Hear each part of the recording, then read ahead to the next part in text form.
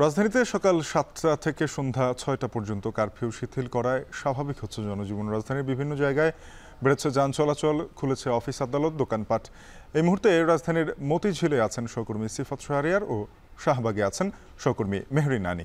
প্রথমেই চলে যাব সিফাত শাহরিয়ারের কাছে।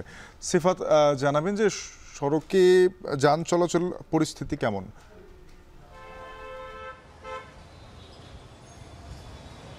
যান চলাচলের পরিস্থিতি সকালবেলা অফিস টাইমে যেরকম থাকার কথা সেরকম স্বাভাবিকই বলা যায়। সেভাবেই আমরা দেখছি, যেহেতু অফিস খোলা রয়েছে সেক্ষেত্রে অফিসগামী যে যাত্রীরা রয়েছে তারা আমরা দেখছি গণপরিবহন করে, ব্যক্তিগত গাড়িতে করে।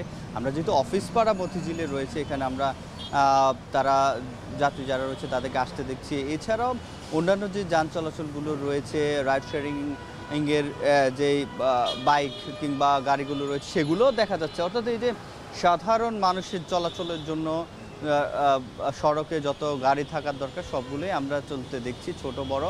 এবং আজকে গতকাল থেকে আমরা যেটি দেখেছি 11 ঘন্টা কারফিউ শিথিলের সময়সীমা করা হয়েছে এবং সকাল থেকে সেই বলা যায় যে সকাল 7টা থেকে শুরু করে একেবারে সন্ধ্যা 6টা পর্যন্ত এই সময়সীমা, অর্থাৎ এই সময়ের মধ্যে কারফিউ শিথিল থাকছে এবং যাদের প্রয়োজনীয় গুরুত্বপূর্ণ কাজে অফিস আদালতে এই সময়ের মধ্যে সকল কার্যক্রম এবং যে শপিং মলগুলো রয়েছে সেগুলো, আর্থিক প্রতিষ্ঠানগুলো যেগুলো রয়েছে সবগুলো খোলা থাকবে এবং সাধারণ মানুষ চলাচল করতে পারবে। তারপরে আবার এই কারফিউর যে বিধিনিষেধ সেগুলো চলমান থাকে এবং আমরা আজকেও সেটি দেখেছি। এই সময়ের মধ্যে যারা জরুরি কাজে বেরিয়েছেন, যারা অফিসের কাজে বেরিয়েছেন, ব্যক্তিগত কাজে বেরিয়েছেন, তাদের কাজ সারছেন এবং রাস্তায় যান চলাচল একেবারে যানজট হয়ে গেছে সেরকমও না, স্বাভাবিক বলা যায়।